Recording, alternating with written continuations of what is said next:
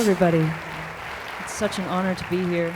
As Ken mentioned, I am going to school in a couple of weeks to study sustainable enterprise, so it's an incredible opportunity for me to be here and hear all the speakers thus far and to come. I wanted to start out with a song that I did not write. This is a song called 绿岛小乐曲。这绿岛像一只船，在月夜里摇呀摇。姑娘呀，你也在我的心海里飘呀飘，让我的歌声随那微风吹开了你的窗帘，让我的钟情随那流水不断地向你倾诉。椰子树的长影掩不住我的情意，明媚的月光更照亮了我的心。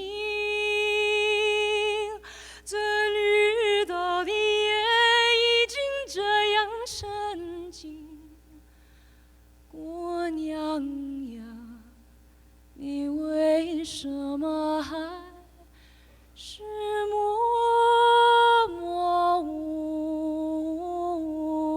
语。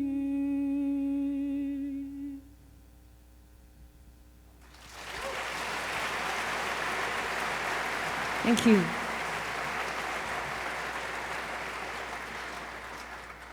So that was one of the first songs that I ever heard in my life. It's a Taiwanese folk song that my parents sang to me as a lullaby when I was growing up. And I'm not a fluent Mandarin Chinese speaker, so I actually had no idea what the song was about, just as probably many of you are now wondering what on earth it's about. And when I first started to think about performing it live in front of other people, of course went home and told my mom I was interested in learning this song, and she said, "Oh, you're going to need some coaching." So she wrote down the words and wrote down pronunciation guides and went through the whole thing with me, and she gave me a translation. And I'd like to summarize it quickly for you. Basically, the words go something like this. The song is called 绿岛小乐曲, which means the Green Island Serenade. And it says, the green island is like a boat, and in the moonlight it rocks back and forth. And just so, you, my love, are in the sea of my heart, swaying to and fro. And so let my voice flow towards you on the wind and blow through your window curtains. And let my feelings flow on the water currents ever unceasingly towards you. And even the coconut tree's long shadows cannot conceal my love. And the clear, bright moonlight has illuminated everything in my heart. And this night, this green island is so serene, so full of beauty. And my love, why do you still say nothing? And it's that last line that I learned from my mother that really struck me and that has really affected my idea of the song. And what's interesting is that the origin of the song is actually very murky. There are a lot of different stories of who wrote it and why and what it's about, and that ambiguity is something that I wanted to talk about a little bit tonight. Because when you first heard the song, hopefully you felt something transcended language and reached its way right to you. And I would argue that that is actually the true meaning of the song, that whatever you felt is actually absolutely accurate. And the more I learned about the song, the more I realized that it's so much about the context, it's so much about the person hearing it, the person receiving it, that makes the song what it is. There are some people who believe that it's a very simple love song. On the surface, it's exactly as it seems to be. It was perhaps written by a film composer for a movie soundtrack in the 1950s. There are other people who think that it was written as a love song to Taiwan, to the country of Taiwan, where my parents grew up, and that it was in fact a kind of patriotic ballad. And that's how I tend to think of it when my parents sing it, because they are immigrants to the United States, and in a way have never really gone back. My extended family all lives in North America now, and we don't really have reason to travel back to Taiwan. And my father, in fact, has never gone back, and he says that the Taiwan that he knows and that he loves is not accessible by a plane ticket, that it's only in his memories and in his heart that it lives, and that in this current time it's actually gone.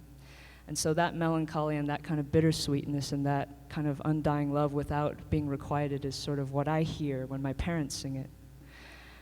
And I carried that with me for a long time, and there was a difficult period of time where my family and I weren't really speaking all that much, and I thought about this song of all this love flowing towards someone and having them stay silent and say nothing in return.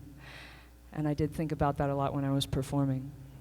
But as Ken mentioned, I am recently making a bit of a career shift and going back to school.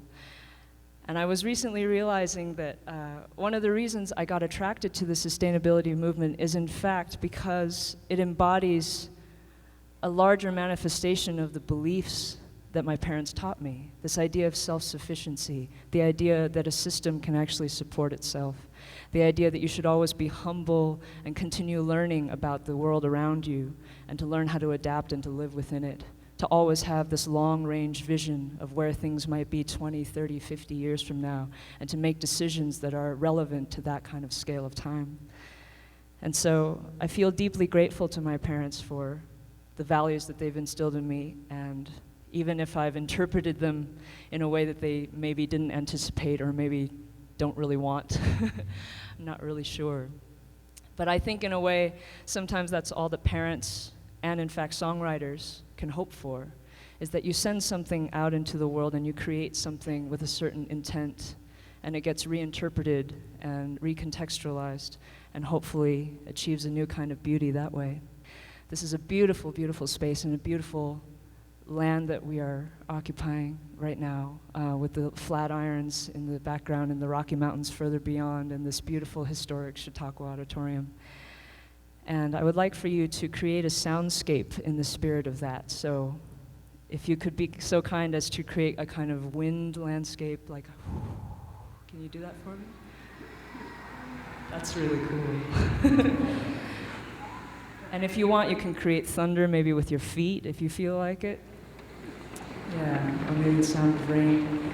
And if you want to take out your house keys and make a tinkling of like branches clinking against each other and leaves and so on, if you have papers that you want to rustle, that would be amazing. Yeah, exactly. So use all these orchestral sounds. And when I play this song, it's going to be a dynamic song. There's going to be swells, there's going to be quiet parts and loud parts, and I would like for you to be in that with me. When it swell with me, and when it dies down, you can die down. But when you feel spaces, you can also come in and occupy those spaces. And this will be pretty amazing. So this is a song of mine called Blue Caravan.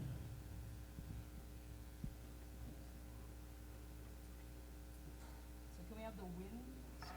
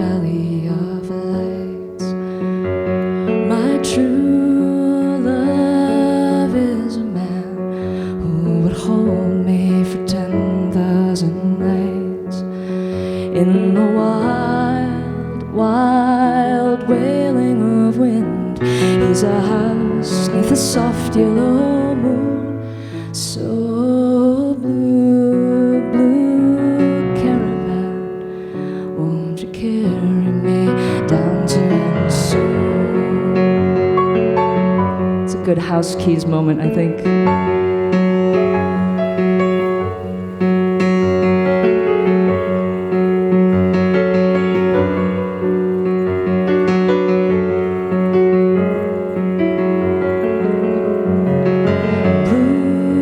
Blue caravan,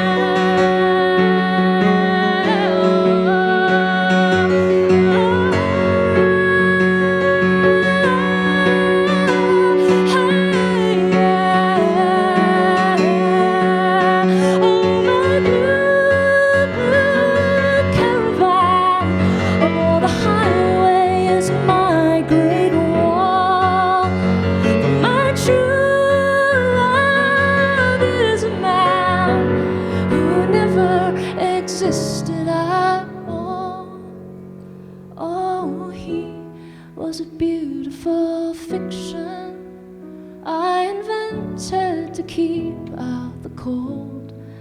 But now my blue, blue caravan, I can feel my heart growing old.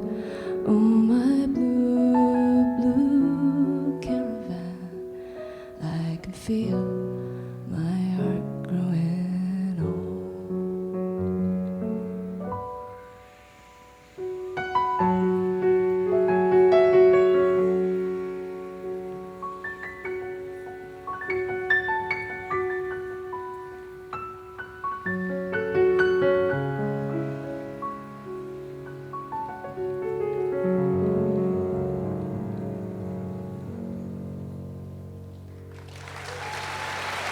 Thank you so much.